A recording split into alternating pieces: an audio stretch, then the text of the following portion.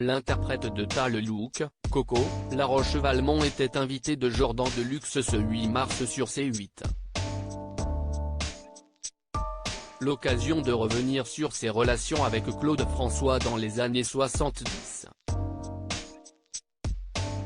Né en 1949, La Roche-Valmont, alias Jean-Quentin Gérard a commencé sa carrière en tant qu'éditeur de magazine après avoir suivi des études de psychanalyse.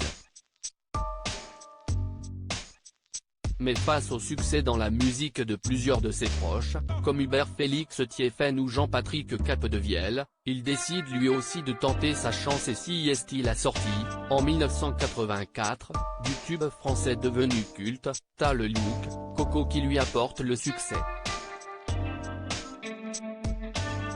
Si est d'ailleurs la meilleure vente de La Roche-Valmont, plus de 500 000 exemplaires écoulés. Invité de chez Jordan sur C8, l'émission matinale animée par Jordan Deluxe, ce 8 mars, l'artiste s'est remémoré les années durant lesquelles il était patron de presse.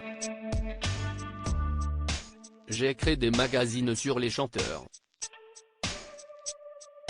Je voulais rencontrer les idoles de ma jeunesse, plutôt Johnny Hallyday que Claude François, mais j'avais 20 ans, les maisons de disques n'ont pas fait confiance à quelqu'un qui avait pas d'expérience, ils m'ont filé des reportages sur leurs débutants mais c'était Mike Brandt, Alain Chamfort, Patrick Juvet, François Valéry. En quelques mois, ils sont devenus numéro 1 et mes magazines sont devenus numéro 1 des ventes, ce qui fait que j'ai monté un groupe de presse, commence-t-il. Il essayait d'imiter la posture naturelle et spontanée de stars comme Johnny La Roche-Valmont poursuit.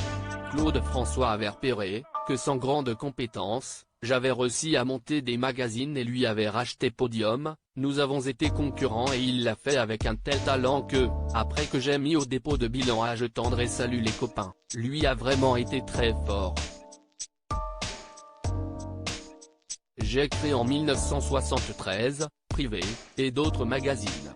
Je cherchais pas à faire des coups ou gagner de l'argent, je faisais parce que ça me plaisait, précise celui qui évoque ensuite le caractère de Claude François. Il a toujours été féroce à tout point de vue. Il avait la niaque, c'était un petit nerveux aussi bien au niveau des concurrents chanteurs que de sa vie privée, lâche le chanteur de 73 ans. Personnellement, à part d'avoir créé mon magazine concurrent, il avait le droit, l'année suivante la sortie de Privé, il fait un autre magazine, Absolu, moi ça m'amusait. Il était connu dans le métier, Johnny a toujours dit qu'il essayait d'imiter la posture naturelle et spontanée de stars comme Johnny qui courtisait les filles qui avaient déjà été courtisées, ajoute-t-il. Je suis pas le seul à dire qu'il était odieux, ce que je confirme. La Roche-Valmont revient enfin sur l'épisode au cours duquel Patrick Juvet a été mis à mal par Claude François. Ce qui m'a beaucoup marqué, il contactait toujours les gens qui avaient fait un tube.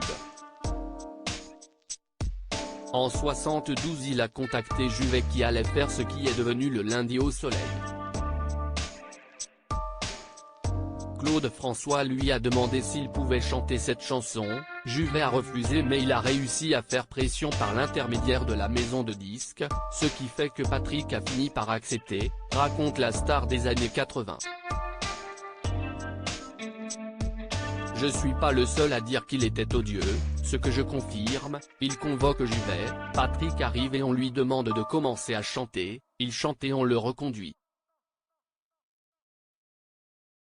Claude François était au dernier étage, il a entendu la chanson, il est même pas descendu lui dire que c'était bien, Patrick a eu beaucoup de mal à s'en remettre. Il y a une morale, il a connu une gloire internationale à laquelle Claude François rêvait et qu'il n'a jamais obtenue, avec America, a conclu La Roche-Valmont.